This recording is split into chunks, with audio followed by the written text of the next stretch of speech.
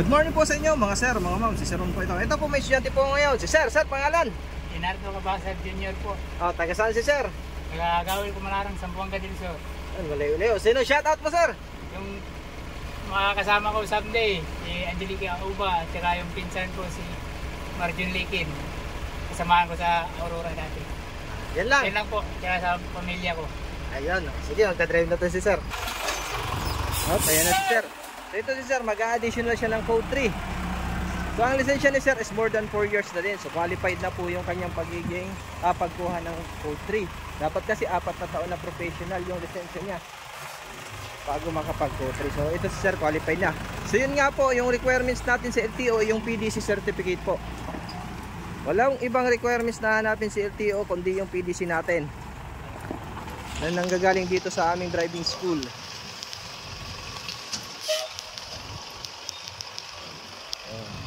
So shoutout dyan sa aking mga estudyante at followers na patuloy na sumusuporta sa aking page.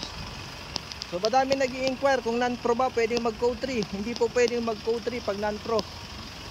Kasi yung qualification ng code 3 dapat 4 na taon na professional.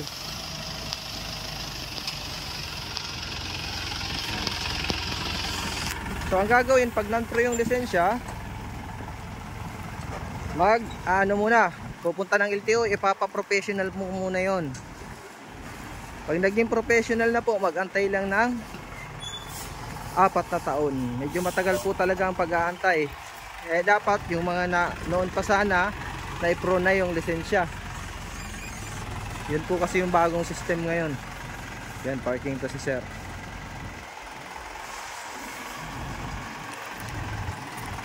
Natin.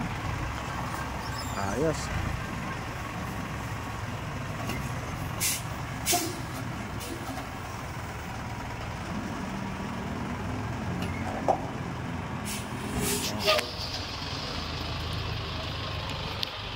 Para yung parking naman ang gagawin ni Sir. So more on side mirror po dito ang tine-training talaga. Tulad nito ni Sir, sanay naman sa so nag-practice din muna siya para maipasok niya yan. Okay, atras.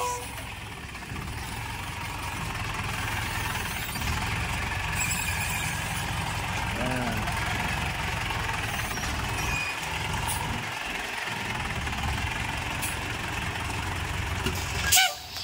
Okay.